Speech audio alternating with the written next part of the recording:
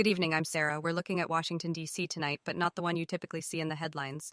We're talking about the city itself, the marble, and the people, existing in this strange state of limbo as the government shutdown just keeps going.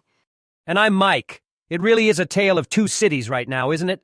On one hand, you have the gears of government completely seized up, the longest shutdown in history. But on the other, Washington is still a living, breathing place. The monuments are still standing, tourists are still walking the mall.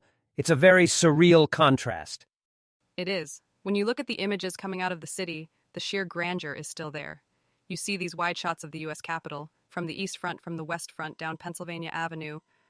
It looks so stately, so permanent. But we know that inside there's just paralysis. It's like a beautiful, ornate machine that's been unplugged. That's the perfect way to put it. It's an empty symbol right now. And you see tourists walking along the mall, looking up at the Capitol Dome or the Washington Monument, and you have to wonder what they're thinking. They came to see the heart of American democracy, and they've arrived to find a closed sign hanging on the door, metaphorically speaking. And it's not just the Capitol. The shots of the Marine Corps War Memorial, the Iwo Jima Memorial, are particularly striking to me. You see these close-ups on the bronze faces of the soldiers, this iconic image of immense struggle and unity to achieve a common goal. To have that memorial standing there in Arlington, looking out over a city where that sense of common purpose feels completely gone, the irony is just overwhelming. It really is. That statue represents the absolute best of what the country can be when it works together. And it's overlooking a capital city mired in what feels like the worst of its political instincts. You can see the Washington Monument from there, rising up in the distance, and the entire panorama just feels like a commentary on where we are right now. Let's talk about the White House. You see these images of it from a distance, and then from the ellipse. There's this detail of the new 88-foot flagpole that President Trump had installed. It's another one of those powerful, slightly strange symbols. A bigger, taller flag, a projection of strength, while a fundamental part of the government it's meant to represent isn't even functioning. Well, that's the whole story, isn't it? It's all about the optics. The White House wants to project this image of command and control, but the reality on the ground for hundreds of thousands of federal workers is chaos and uncertainty. And the time lapses you see are fascinating. They show visitors bustling in front of the White House, this blur of activity and life, while the institution itself is at a standstill. It's like the country is moving on and Washington is stuck in place. Or that the country is moving around Washington. I was struck by the shift in scenery when you look at the images from Georgetown. Suddenly, the shutdown feels a world away. You see people sitting at restaurants along the waterfront, playing in the fountains, boats cruising down the Potomac with the Kennedy Center in the background. Life, for some, appears to be going on completely as normal. For some, exactly. That's the bubble. Georgetown, with its high-end shops on Wisconsin Avenue and its waterfront restaurants, can feel insulated. But even there, you know the shutdown is having an effect. The people sitting at those tables, how many of them are federal contractors who aren't getting paid?